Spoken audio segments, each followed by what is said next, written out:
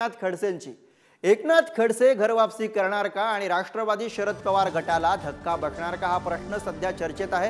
कालपासून खरं तर याची चर्चा आहे। एकनाथ खडसे आणि रोहिणी खडसे यांची शरद पवार आणि त्याचबरोबर जयंत पाटलांसोबत रात्री उशिरापर्यंत बंद दाराआड चर्चा झाली अशी माहिती समोर येते।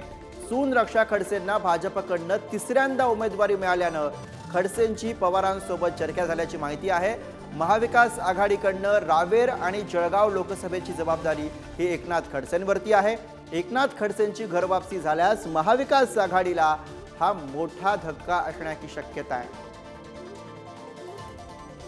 एकनाथ खडसे यांच्या बाबत ही महत्त्वाची घडामोड आपण बघतो। एकनाथ खडसे, रोहिणी खडसे आणि त्याचबरोबर शरद पवार यांची काल बंद दाराआड चर्चा झालेली आहे आणि त्यामुळे स्वाभाविकपणे राजकीय वर्तुळामध्ये चर्चांना उधाण आलंय।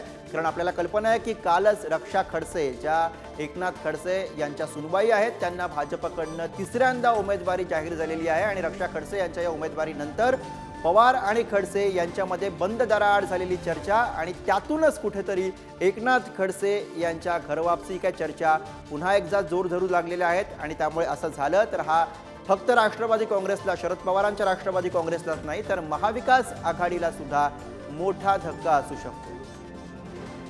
जळगावमधनही महत्त्वाची घडामोड आपण बघतोय। त्यामुळे आता एकनाथ खडसे नाथाभाऊ नेमका काय निर्णय घेतात, कुठली चर्चा सुरू आहे हे पाहणं फार महत्त्वाचे असणार आहे।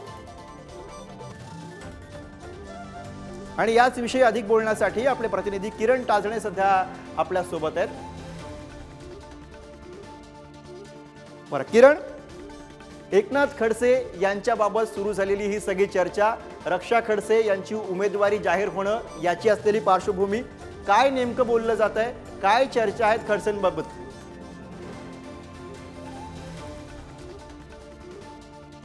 आपल्याला माहिती आहे की एकनाथ खडसे यांनी भाजपची सोडचिठ्ठी देत शरद पवारांची साथ धरली होती। मात्र या सगळ्या पार्श्वभूमीवर एकनाथ खडसे यांच्यावर रावेर आणि जळगावची जबाबदारी देण्यात आली होती। महाविकास आघाडीचे जे सगळे नेते मागील काळामध्ये जळगाव दौऱ्यावर होते त्यावेळेला एकनाथ खडसे हेच पुढील निवडणुकीमध्ये लोकसभेच्या रिंगणात असलेल्या अशा स्वरूपाचा सूर त्यांचा बघायला मिळाला होता। मात्र त्या सगळ्या पार्श्वभूमीवर कालच्या दिवशी भाजपकडून जी यादी जाहीर करण्यात आली त्यामध्ये रक्षा खडसे यांचं नाव भाजपकडून जाहीर करण्यात आलेलं आहे। खरं तर रक्षा खडसे यांचा पत्ता कट होणार अशा पद्धतीची चर्चा होती। मात्र भाजपनं जी खेळी केलेली आहे त्यामध्ये रक्षा खडसे यांचं नाव त्यामध्ये आलेलं आहे। एकूणच ही संपूर्ण परिस्थिती जर बघितली तर एकनाथ खडसे यांना आता आपल्या सुनबाईचा प्रचार करायचा की स्वतः महाविकास आघाडीकडून निवडणुकीच्या रिंगणात उतरायचं असा पेच निर्माण झालेला आहे।